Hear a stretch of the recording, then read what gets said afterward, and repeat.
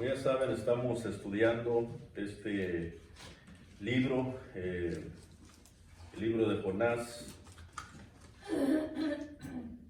Es un libro que en lo particular me ha estado enseñando bastante, hermanos. Cada vez que lo estudio, que lo medito, que lo escudriño, me doy cuenta de cosas que no había considerado así a plena vista. Y lo que vamos a estar considerando en esta ocasión, vamos a entrar a una nueva sección. La sección anterior de la que hablamos fue la indiferencia de Jonás. Esta fue la sección que consideramos del versículo 4 al 10. Y la semana pasada terminamos esta sección. Ahora en esta ocasión, hermanos, vamos a estar viendo versículos del 11 al 17 bajo el tema la impenitencia de Jonás. Y nos preguntamos, bueno, ¿qué quiere decir esta palabra impenitencia? La palabra impenitencia, según el diccionario, quiere decir la actitud de la persona o actitud de la persona que se mantiene en el pecado. También perseverancia en el pecado y falta de arrepentimiento. Y esto es lo que vamos a considerar, hermanos, en estos versículos. Y vamos a leer lo que es la sección y después vamos a regresar para considerar nada más versículos 11 y 12, pero para poder entender de una manera más contextual esta sección, vamos a leer, hermanos, versículos del 11 al 17, donde la escritura nos dice: y le dijeron, ¿qué haremos contigo para que el mar se nos aquiete?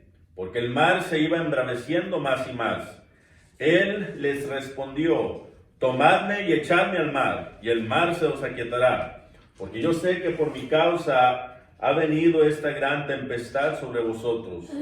Aquellos hombres trabajaron para hacer volver la nave a tierra, mas no pudieron, porque el mar se iba embraveciendo más y más contra ellos.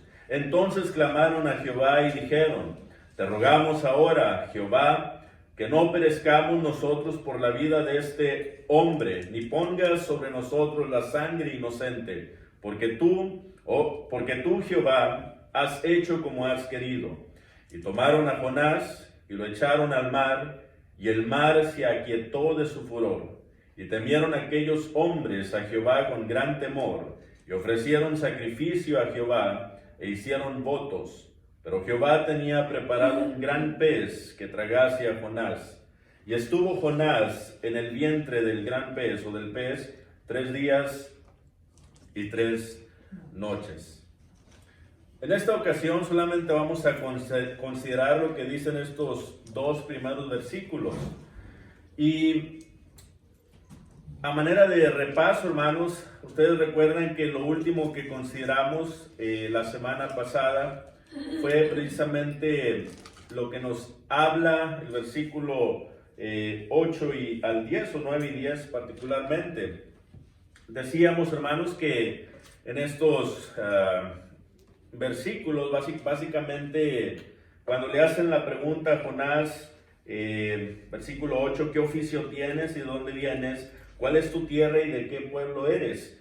Lo que ellos estaban preguntando querían saber la identidad de Jonás. Y es que al saber la identidad de Jonás, ellos se iban a dar cuenta no solamente quién era Jonás, sino también de quién era Jonás. Esto lo vimos la semana pasada. Y básicamente cuando una persona se identificaba ante otra persona o ante un grupo de personas, las personas podían darse cuenta a quién pertenecía, esto es, a qué Dios adoraba. Y esto es lo que Jonás hizo cuando reveló esta verdad. Ellos se dieron cuenta, hermanos, que Jonás era hebreo y que Jonás temía a Jehová, o era siervo de Jehová. Pero también explicábamos que lo primero que dijo Jonás o reveló Jonás es que él era hebreo. Y explicábamos con esto que para Jonás, aunque él probablemente no lo pensaba así, o él probablemente no lo pensaba, el que no lo creía así, él le dio más importancia a su raza que a Dios. Al presentarse, yo soy hebreo. Entonces, y esto lo vemos, hermanos, a través de la carta. Por esa razón es que él no quiso predicar a Nínive. ¿Por qué? Porque él se preocupaba más por su raza, ¿verdad? Por los suyos. Él básicamente no quería nada, no quería tener nada que ver, ¿verdad?, con aquellos que no fueran judíos o israelitas. Así es que para él lo más importante era su raza. Y después Dios. Hermanos, y todo esto lo explicamos la semana pasada y vimos también cómo es que Sansón estaba cegado, pensando que realmente él era primordialmente temeroso de Dios. No. Lo primero que él tenía de prioridad en su persona era su raza y después Dios. Entonces él estaba cegado. Explicábamos también cómo es que Sansón, ¿verdad?, él estaba cegado. Él no tenía su confianza puesta en Dios, sino más bien tenía su confianza puesta en su fuerza. Pedro, por otro lado, también, él se cegó poniendo su confianza no en Jesús, sino más bien en el compromiso que él se echó con Jesús. Entonces, estas son cosas, hermanos, que lamentablemente también nos pueden suceder a nosotros como cristianos. Hay que tener cuidado con ello. Entonces, ahora sí, hermanos, entrando a lo que es estos dos versículos, ¿qué es lo que vemos aquí? Continúan las preguntas, si usted puede ver, en el versículo 11, continúan las preguntas. Y la pregunta que le hicieron a Jonás fue: ¿qué haremos contigo, Jonás? ¿Qué haremos contigo? ¿Por qué? Bueno, la primera pregunta que se le hizo a Jonás en este capítulo, hermanos, fue precisamente la que le hizo el capitán. Usted recuerda, en el versículo 6, el capitán bajó a la barca donde estaba Jonás dormido, y luego le pregunta y le dice: ¿qué tienes, dormilón? ¿Verdad? ¿Qué tienes, dormilón? Ya se la pregunta. Levántate. ¿Y qué le dice? Y clama a tu Dios. Hermanos, a pesar de que el capitán fue y lo despertó, y a pesar de que los marineros, Jonás miró la preocupación en todos los marineros, y cómo es que todos los marineros clamaron cada uno a su Dios para no perecer, Jonás no lo hizo. Jonás nunca clamó a su Dios. Él se levantó y todo, sí, él miró la preocupación que había en los marineros, él miró cómo estaba la tempestad embraveciéndose cada vez más, él miró cómo es que lamentablemente si él no hacía nada, los marineros de la barca iban a perecer. Pero él, sin embargo, hermanos, él no se comunica con Dios, él no le clama a Dios, y eso está claro aquí, eso lo vemos aquí. Entonces los marineros miraron que Jonás no tuvo ni el menor interés en pedirle perdón a Dios, hermanos, a su Dios. No tuvo ni el menor interés. Realmente no le importaba a Jonás, hermanos. La sección anterior miramos su indiferencia. Eso es lo que vimos, su indiferencia. Y vemos aquí cómo es que cuando los marineros vieron eso en Jonás, de que Jonás realmente ni siquiera se preocupaba por él, ni por clamarle a su Dios, ni por pedirle a su Dios, ¿qué fue lo que ellos hicieron, hermanos?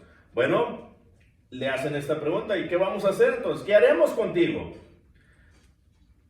Jonás, hermanos, aunque Jonás no estaba dispuesto en aplacar la ira de Dios, los marineros sí lo estaban. Los marineros querían aplacar la ira del Dios de Jonás. Pero otra vez, vieron la indiferencia en Jonás, vieron la falta de arrepentimiento en Jonás, y vieron que Jonás no estaba haciendo nada. Entonces ellos estaban preocupados y ellos decían: bueno, entonces ¿qué vamos a hacer? ¿Qué haremos contigo, Jonás? Estaban, hermanos, desesperados porque otra vez el viento estaba acrecentando, estaba el mar, hermanos, estaba golpeando, las olas estaban golpeando con ímpetu hacia la barca, y ellos estaban temiendo en gran manera. ¿Qué vamos a hacer? Qué desesperante es ver a una persona que, teniendo el poder de mejorar la situación, no hace nada para mejorarla. Es muy desesperante, ¿verdad? Esto es muy desesperante, hermanos. Y eso, otra vez, ellos miraban a Jonás con esa indiferencia, con esa falta de arrepentimiento. Jonás no estaba haciendo nada, Jonás simplemente estaba ahí, hermanos. Entonces, ellos sabían que el Dios que estaba enojado era el Dios de Jonás, y que Jonás era el único que podía aplacar la ira de su Dios, pero no lo estaba haciendo. ¿Y qué vamos a hacer contigo, Jonás? Necesitamos hacer algo. Y es cierto, ellos estaban desesperados. Y otra vez, qué desesperante es ver a una persona que, teniendo el poder de mejorar la situación, no hace nada para mejorarla. El punto es este: debemos entender que la solución de todo problema empieza con uno, empieza contigo. La solución de todo problema empieza con uno, hermanos. Uno tiene el poder para cambiar su situación si uno quiere. Pero está allí, en el desear, en el querer hacerlo. Pero Jonás ni siquiera tenía eso, hermano. No tenía ni el deseo ni las ganas de hacer nada para cambiar la situación. Teniendo el poder, él no tenía ganas de hacerlo. Todos tenemos el poder, hermanos. Tenemos la solución de resolver nuestros propios problemas. Cuando hablamos del matrimonio, por ejemplo, cuando hay problemas en el matrimonio, usualmente la persona que se pone en la posición de víctima, hermanos, casi siempre es aquella que no hace nada para resolver el problema, simplemente es la víctima. Es decir, mi cónyuge es el que está mal. Mi cónyuge es el que tiene el problema, no yo. Yo no he hecho nada. Simplemente es mi cónyuge el que no razona, el que no quiere hacer nada para resolverlo. Entonces está lamentablemente, por no hacer nada, por no querer hacer nada, hermanos, el problema está acrecentando, está creciendo dentro del matrimonio. ¿Ve? Pero cuando uno como esposo, en este caso yo como marido, uno como esposo, hermanos, mira un problema en el matrimonio, uno tiene que pensar y decir, bueno, yo sé que puedo hacer algo para mejorar la situación dentro de mi matrimonio, pero ¿qué tengo que hacer? Bueno, si no hago nada, eso va a afectar más y va a empeorar la situación dentro del matrimonio. Entonces digo yo, bueno, no voy a hacer nada, porque el no hacer nada va a hacer que tu matrimonio concluya. Entonces dice uno, bueno, entonces yo tengo la solución en mi mano. Pero el punto aquí ahora es, tengo que actuar sobre ello. Yo tengo que actuar, yo tengo que hacer algo. Hermanos, cuando hablamos de padres a hijos, en ocasiones nosotros como padres nos quejamos de nuestros hijos. Y decimos, es que mi hijo es rebelde, es que mi hija no pone atención, es que mis hijos no quieren hacer la voluntad de Dios, y empezamos, ¿verdad?, a culpar a nuestros hijos.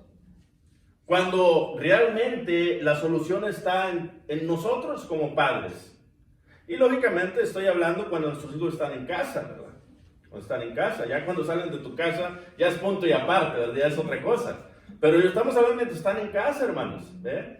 Cuando los hijos están en casa, los padres son los que lamentablemente, si el padre no hace nada para mejorar la situación con sus hijos, entonces, ¿qué es lo que va a suceder? El problema va a crecer y la situación se va a empeorar, hermanos, ¿verdad? Entonces, uno como padre tiene que hacer algo. Si no hacen nada, entonces eso es lamentablemente dañar más a tus hijos. En el trabajo también, hermanos. Cuando estás en el trabajo, a veces decimos, es que yo no sé por qué a mí no me escogen como gerente, es que ya tengo 10 años trabajando aquí, es que yo he hecho, y empiezas a poner todo este tipo de cosas sobre la mesa, pero al final realmente no has hecho nada para merecer estar en esa posición. No has demostrado cualidades, no has sacrificado como otros. Entonces dices, ¿pero por qué yo no? Bueno, probablemente es por eso, porque no estás haciendo nada realmente para poder tener esa posición. Entonces, otra vez, la solución está en ti. Si tú quieres un buen puesto, pues tienes que movilizarte. Tienes que hacer lo que el patrón te diga y hacerlo mejor que los demás para que puedan subirte de puesto. En cuanto a la salud también, también aquí entra la salud. Nosotros tenemos el poder de mantenernos saludables, pero si no queremos, si no hacemos nada por mantenernos saludables, ¿qué es lo que va a pasar? Va a empeorar nuestra situación, ¿ve? Y entonces vamos a empeorar nuestra enfermedad y vamos a morir más jóvenes. Eso es cuando no hacemos nada por nuestra salud. Cuando hablamos de la iglesia o la congregación también, hermanos, si uno como miembro de una congregación no hace nada para que la congregación mejore o crezca, entonces ¿qué va a pasar? Tú no vas a crecer, no vas a madurar y tampoco vas a ayudar a nadie a madurar y a crecer, ¿verdad? Y lamentablemente cuando hay mucha inmadurez dentro de la congregación, hermanos, llegan los problemas, ¿verdad? También. Entonces, el no hacer nada, ¿ve cómo el no hacer nada afecta mucho? O sea, el no hacer nada afecta mucho. Pero el punto es este, que todos tenemos el poder de mejorar la situación. Todos tenemos el poder de mejorar la situación. Simplemente hay que hacerlo. Ese es el punto aquí. Y Jonás, él no quería hacer nada. ¿Por qué? Porque él no estaba arrepentido. ¿Ve? Ese es el punto. No estaba arrepentido, por eso es que no estaba haciendo nada. Y no quería hacer nada. Entonces, como Jonás, no queremos hacer nada también en ocasiones, hermanos. ¿Por qué? Porque no sentimos la responsabilidad o no sentimos el peso del pecado sobre nosotros. Entonces decimos, pues yo ¿por qué? Yo no tengo nada de qué arrepentirme. Yo estoy bien así como estoy. Y ese lamentablemente mejor dicho, es un mal, hermanos, que puede destruir a toda una congregación. Entonces es un punto que en cual debemos de pensar. Y eso es lo que estaba haciendo Jonás. Ahora, Eclesiastés capítulo 9, versículo 18 dice, mejor es la sabiduría que las armas de guerra. Y mire lo que dice la segunda parte, pero un pecador destruye mucho bien. Un pecador destruye mucho bien, dice Salomón. Ahora, Salomón era un hombre muy sabio. Él escribe Eclesiastés en su vejez. Él había experimentado todo en la vida, hermanos. Y él sabía exactamente lo que estaba refiriendo, que un pecador destruye mucho bien, porque él mismo había cometido pecados que habían hecho mucho daño, también al pueblo. Y cuando vemos a David, por ejemplo, muchas de las veces cuando hablamos del pecado de David, o el pecado más grande de David, nos estamos refiriendo cuando se metió con la mujer de Urías Eteo, cuando se metió con Betsabé. A veces tenemos a David como que ese es el mayor pecado que David cometió, pero eso no es cierto, hermanos. Eso no es cierto.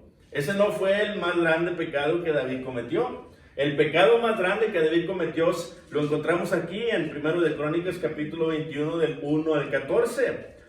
Cuando usted lee esta sección, usted se da cuenta del gran pecado que David cometió, y vamos a leerlo, hermanos, para poder entender a lo que me voy a referir aquí a continuación. Pero allí en esta porción de la escritura, versículos del 1 al 14, miren, vamos a leerlo para que entiendan la historia. Dice así, pero Satanás se levantó contra Israel e incitó a David a que hiciese censo de Israel. Y dijo David a Joab y a los príncipes del pueblo, id haced censo de Israel desde Beerseba hasta Dan, e informadme sobre el número de ellos para que yo lo sepa. Y dijo Joab: añada Jehová a su pueblo 100 veces más, rey, señor mío. ¿No son todos estos siervos de mi señor? ¿Para qué procura mi señor esto, que será para pecado a Israel? Mas la orden del rey pudo más que Joab. Salió, por tanto, Joab y recorrió todo Israel, y volvió a Jerusalén y dio la cuenta del número del pueblo a David. Y había en todo Israel 1.100.000 que sacaban espada, y de Judá 470.000 hombres que sacaban espada. Entre estos no fueron contados los levitas, ni los hijos de Benjamín, porque la orden del rey era abominable a Joab. Asimismo, esto desagradó a Dios e hirió a Israel. Entonces dijo David a Dios: he pecado gravemente al hacer esto. Te ruego que quites la iniquidad de tu siervo, porque he hecho muy locamente. Y habló Jehová a Gad, vidente de David, diciendo: ve y habla a David y dile: así ha dicho Jehová, 3 cosas te propongo, escoge de ellas una que yo haga contigo. Y viniendo Gad a David, le dijo: así ha dicho Jehová, escoge para ti o 3 años de hambre, o por 3 meses ser derrotado delante de tus enemigos con la espada de tus adversarios, o por 3 días la espada de Jehová, esto es, la peste en la tierra, y que el ángel de Jehová haga destrucción en todos los términos de Israel. Mira pues, ¿qué responderé al que me ha enviado? Entonces David dijo a Gad: estoy en grande angustia, ruego que yo caiga en la mano de Jehová, porque sus misericordias son muchas en extremo, pero que no caiga en manos de hombres. Así Jehová envió una peste en Israel, y murieron de Israel, fíjense cuántos, 70,000 hombres, por el pecado de David. Ahora, ¿por qué fue pecado lo que hizo David, hermanos? Algunos se han preguntado esto. Bueno, ¿qué tiene de malo que cuente al pueblo? Pues es rey, es un censo. ¿Cuál es el pecado allí? Anteriormente, en Números capítulo 1, Dios le dijo a Moisés: haz un censo del pueblo. Entonces, ¿qué tiene de malo hacer un censo? Bueno, el problema es este, hermanos. Dios nunca le mandó a David a hacer un censo, para empezar. Segundo, ¿por qué hizo David el censo? Lo hizo para gloriarse él mismo. 1. 2, lo hizo, hermanos, para confiar en su ejército. Entonces él puso su mirada en el número, en su ejército. Puso su confianza en sus soldados antes que en Dios. Entonces, cuando David se dio cuenta del gran error que había cometido, hermanos, y del gran pecado que había cometido, él le pidió perdón a Dios y le dijo: Señor, perdóname. Pero su pecado, ¿qué fue lo que pasó, hermanos? Destruyó mucho bien, ¿verdad? Destruyó mucho bien. 70,000 hombres murieron por causa del pecado de David. Qué triste, ¿verdad? Hermanos, y eso es muy cierto. Un pecador destruye mucho bien. Un pecador destruye mucho bien. Entonces, tu pecado no solo te destruye a ti, sino también a tus seres más queridos. ¿Ve? Entonces, tenemos que pensarle. Yo creo que hasta se va a escuchar raro esto, hermanos. Ni siquiera debemos de pensar si vamos a pecar o no, ¿verdad? Pero hay quienes dicen: bueno, tenemos que pensarle 2 veces antes de pecar, ¿verdad? No. No se trata de eso, se trata de no pecar. Pero este tipo de historias nos ayudan a nosotros para que le pensemos 2 veces antes de pecar o antes de cometer algún agravio en contra de nuestro Dios. Bueno, no sabemos qué es lo que va a pasar después de que nosotros hayamos pecado voluntariamente, deliberadamente. Esto es, que a sabiendas, que sabiendo que es pecado, yo me voy a deleitar en él y lo voy a hacer con alevosía y ventaja. Cuando hacemos esto, hermanos, siempre hay consecuencias por el pecado. Todo el tiempo. Y no solamente te va a afectar a ti. Ese es el punto aquí. No solamente te va a afectar a ti el pecado, sino que también le va a afectar a tus queridos, a tus seres más queridos.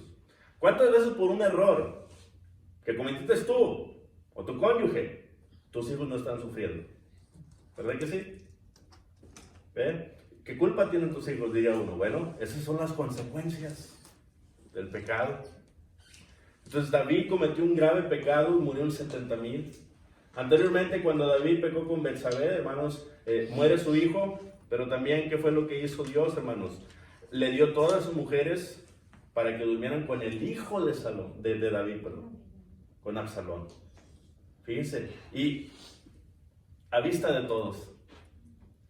¿Ve cómo el pecado siempre atrae graves consecuencias? Entonces, esto es algo de lo que debemos de pensar. Lamentablemente, el pecado te tiene tan cegado en ocasiones que eso no lo alcanzas a ver hasta que es demasiado tarde. Fíjense, David estaba tan arrepentido que después, hermanos, se lamentó por todo lo que pasó, ¿verdad? Dijo, no puede ser, murieron 70,000 por causa de mi pecado. Entonces, cuando una persona peca, las consecuencias siempre llegan, y el sufrir las consecuencias duele mucho. Duele mucho, hermanos. Y a veces hay personas que están tan cegadas que dicen, ¿por qué me está pasando esto? A veces hay personas que están tan cegadas que ni siquiera aceptan que han pecado, como Jonás aquí, hermanos. Jonás ni siquiera aceptaba su pecado. Él ni siquiera estaba arrepentido, ¿verdad? Y miren todo el mal que estaba ocasionando. ¿Ve? Entonces a veces hay personas así también, que están tan cegadas en su pecado que no alcanzan a ver que la razón por la que su familia está como está, que la razón por qué su cónyuge se comporta como se comporta, la razón por qué sus hermanos son como son, no es por ellos, sino por él mismo, por su pecado. Y a veces no lo miran la persona. Y ahí es cuando entramos en un estado de víctima, hermanos.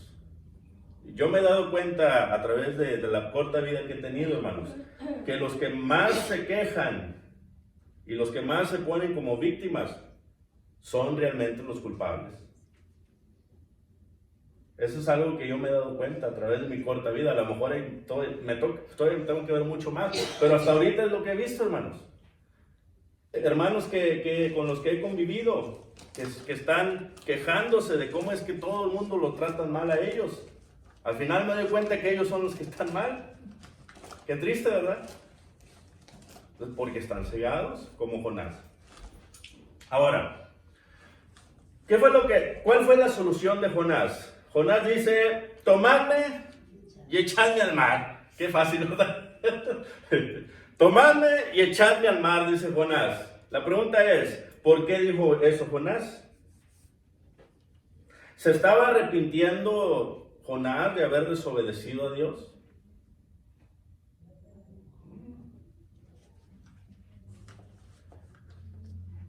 ¿Prefería morirse antes de irle a predicar a Nínive? Pues a lo mejor esta es la más conveniente, ¿verdad? Esta es la que a lo mejor es más, acerta más. Ahora, se estaba arrepintiendo de haber desobedecido a Dios. Regresando otra vez, hermanos, al ejemplo de David, en 1 de Crónicas, capítulo 21, versículo 17, mira lo que dice David allí, hermanos. 1 de Crónicas, capítulo 21, versículo 17. Y dijo David a Dios, ¿no soy yo el que hizo contar al pueblo? Yo mismo soy el que pequé, y ciertamente he hecho mal. Pero estas ovejas, ¿qué han hecho? Jehová, Dios mío, sea ahora tu mano contra mí, contra la casa de mi padre, y no venga la peste sobre tu pueblo. Aquí vemos la diferencia entre el corazón de David y el corazón de Jonás. ¿Ve? Aquí se ve arrepentimiento. Exactamente. Entonces vemos la diferencia. entre una persona que se arrepiente y otra que no está arrepentida. O sea, Jonás, él no le importaba, él no estaba arrepentido de su pecado. Pero David, hermanos, él sí, le dolió en su corazón. Y él dijo, que venga este mal sobre mí. Cuando Jonás dice, échenme al agua, yo merezco morir, ¿verdad? Él no estaba arrepentido. Jonás no estaba arrepentido. No estaba arrepentido. Quería hacer un comentario. Adelante. Sí, lo que pasaba era que Jonás sabía lo que estaba pasando. Él sabía que por causa de él estaba esa tormenta. Por eso fue que él dijo echarme al mar. Sí. Porque él, dentro de sí, Jonás sabía que eso estaba pasando por causa de él. Entonces, aquí mismo nos dice en el versículo que él mismo dijo, sí, echarme al mar. ¿Por qué? Porque porque él sabía que por esa causa de él estaba pasando todas esas cosas. Exactamente. Y como acabaste de decir tú, por causa del pecado o por causa de la situación que esté pasando, los otros son los que la llevaban. Entonces ya por exactamente. Digo, pues échenme al mar porque yo sé por qué está pasando todo. Yo soy el causante, ¿verdad? Echarme al mar. Pero la diferencia entre Jonás y David, que es lo que estábamos mencionando ahorita, es que David sí estaba arrepentido. Sí, en esa situación. Sí estaba arrepentido. Y Jonás no. Jonás lo que quería era morirse. O sea, por ejemplo, Jonás sabía que no era justo que por su pecado también perecieran los marineros. O sea, Jonás sabía esto, hermanos. Es que, otra vez, no estamos poniendo a Jonás de que es totalmente malo, ¿verdad? No. Simplemente que él, hermanos, no estaba arrepentido con Dios, ni siquiera se estaba comunicando con Dios. Él estaba hablando al hombre aquí, ¿verdad? Y él estaba, sí, considerando de que, hey, estos marineros van a perecer por mí. ¿Saben qué? Ya no se preocupen, échenme el mar. ¿Era su enojo, su orgullo? Básicamente era salir de su responsabilidad, ¿verdad? Básicamente, eso es lo que estaba haciendo. Salir de su responsabilidad. Es decir, yo no quiero ser responsable de su muerte, pero tampoco quiero ser responsable de ir a predicar a Nínive, ¿verdad? Así es que, échenme el mar. ¿Ve? Ese tipo de actitud. Déjame explicar un poquito más concerniente a esto. Cuando un hermano o una hermana ya no quiere hacer la voluntad de Dios, prefiere morir espiritualmente que pedir perdón. Eso es muy cierto. O sea, tú dices, yo aquí no hice nada malo, yo aquí, o por otro lado, si hiciste algo malo, tú dices, yo no me voy a arrepentir, ¿verdad?, de mi pecado, así es que prefiero mejor morir espiritualmente. Y con esto me prefiero mejor a que me lancen al mundo. Prefiero mejor estar allá, en el mundo. Entonces, esa es la actitud que estaba tomando Jonás. Jonás pidió que le quitaran la vida, fíjese, en 3 ocasiones. Ahí lo vemos nosotros en el versículo 12 que acabamos de leer, en el capítulo 4, versículo 3 y en el versículo 8 del capítulo 4. Ahora, aquí hay algo muy interesante, hermanos, que hay 3 maneras en las que uno puede perder su vida. Hay 3 maneras.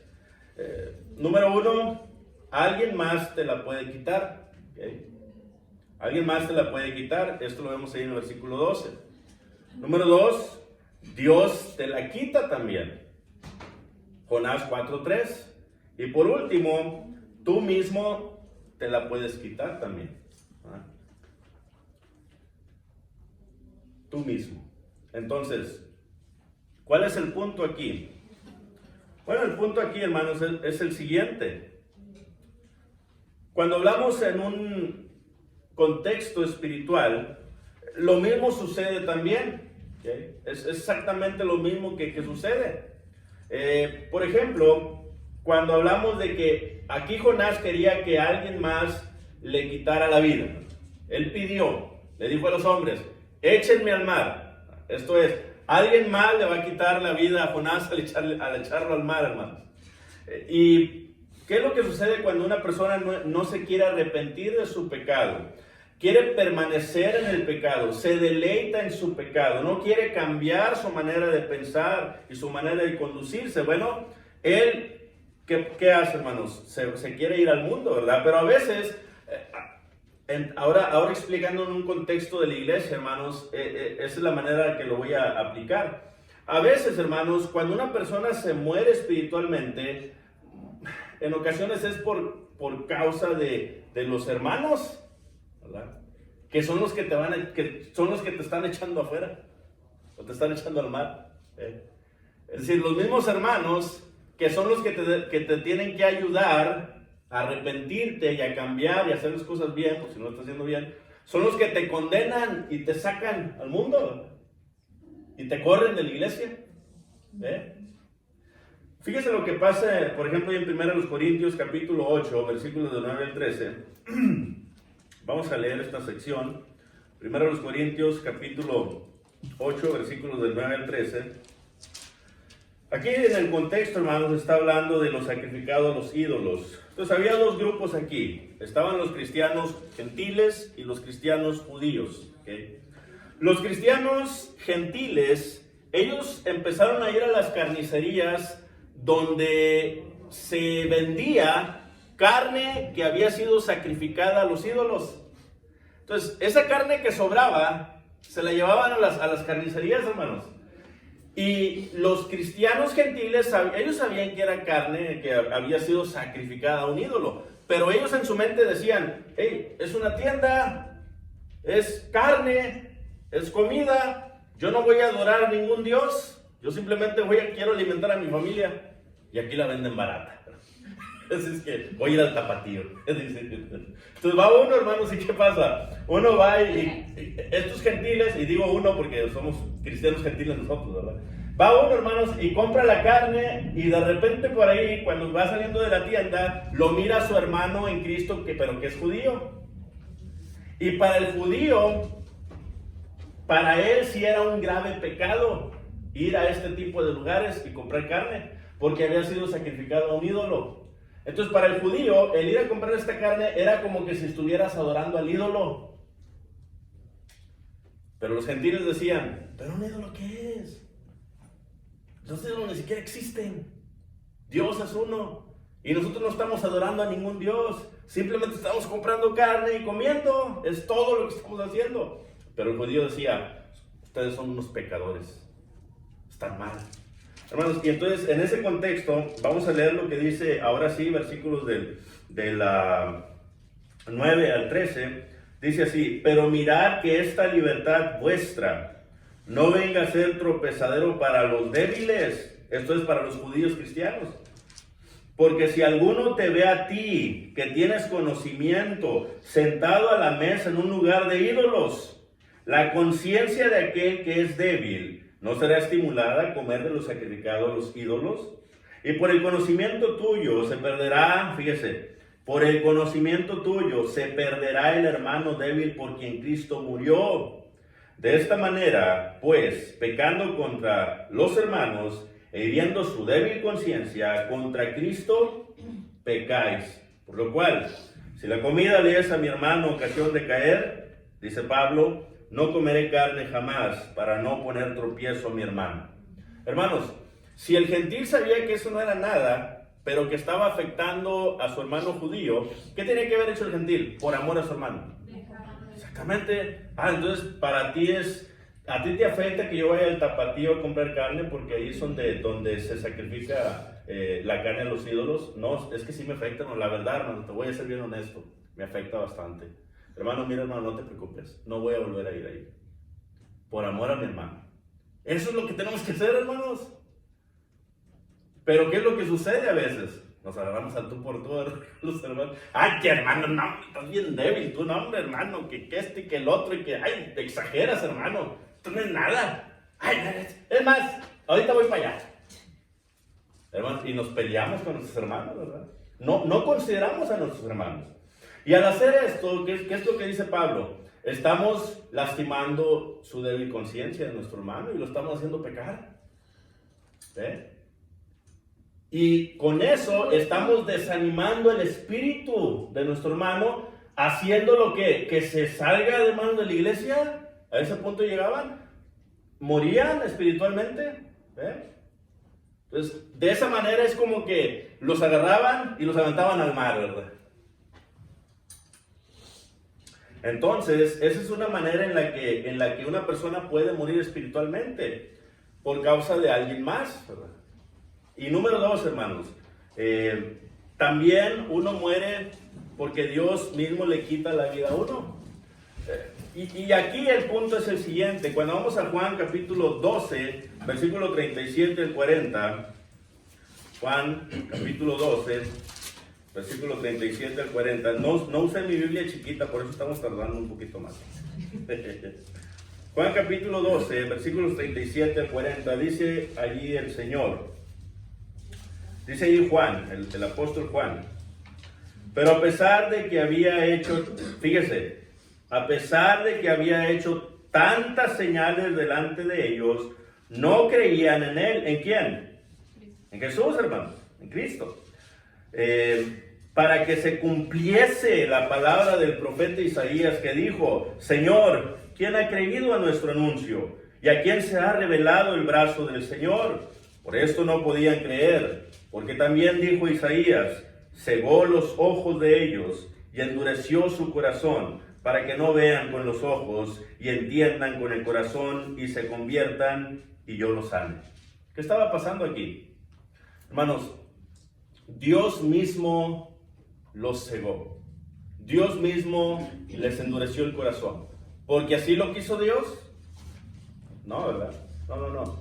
Porque la persona lamentablemente persistía en pecar, persistía en deleitarse en el pecado y no quería arrepentirse de su pecado. Entonces, por causa de esto, entonces, ¿qué hace Dios, hermanos? Pues Dios los entrega. O sea, Dios, en otras palabras, hey, eso es lo que quieres tú, entonces eso es lo que vas a tener. No porque yo quiero eso para ti, sino porque eso quieres tú para ti. ¿Ven? Entonces, ahí vemos nosotros cómo es que Dios endurece el corazón de la persona. Una vez que Dios endurece el corazón de la persona, hermanos, that's it. Ahí se acaba todo. ¿Se acuerdan ustedes lo que le pasó al faraón? Y no vamos a leer los versículos, pero ahí los puse para que usted los apunte. Éxodo 7:13, 22 y hasta el capítulo 9, versículo 12. En el 7:13 dice, y Faraón endureció su corazón. 7:22, y Faraón endureció su corazón. 8:15, Faraón endureció su corazón. 8:32, Faraón endureció su corazón. ¿Pero qué creen que dice el 9:12? Y Dios le endureció el corazón a Faraón. ¿Ven? Entonces, no queremos llegar a ese punto, hermanos. No queremos llegar a ese punto. Y ese es el punto en el que Jonás lamentablemente iba, porque él no estaba arrepentido. Él no quería cambiar. Él seguía con su mentalidad puesta, ¿verdad? Y él decía, es que yo no voy a ir a predicar a Nínive. Ese es mi hermano. No quiero que perezcan ustedes, pero yo tampoco quiero predicar. Ese es mi hermano. Y por último, tú mismo también te dañas, ¿verdad? O te matas tu espíritu. 1 Tesalonicenses 5:19, hermanos, debemos de nosotros de cuidar, ¿verdad?, de nuestro espíritu. No debemos de entristecer el espíritu. Porque, ¿qué es lo que sucede?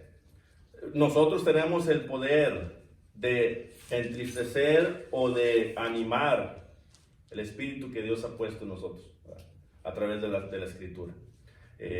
Y ahí es donde uno tiene que tener cuidado, ¿verdad?, para que de esta manera no muramos espiritualmente. Entonces, el punto es ese, hermanos. Cuando leemos estos dos versículos, nos damos cuenta de lo que acabamos de mencionar ahorita, ¿verdad? ¿Qué haremos contigo? Ya Jonás, él no quería hacer nada. Lamentablemente, aunque tienes el poder de cambiar tu situación, no la quieres cambiar. Quieres seguir en el error. Y dices, échame al mar.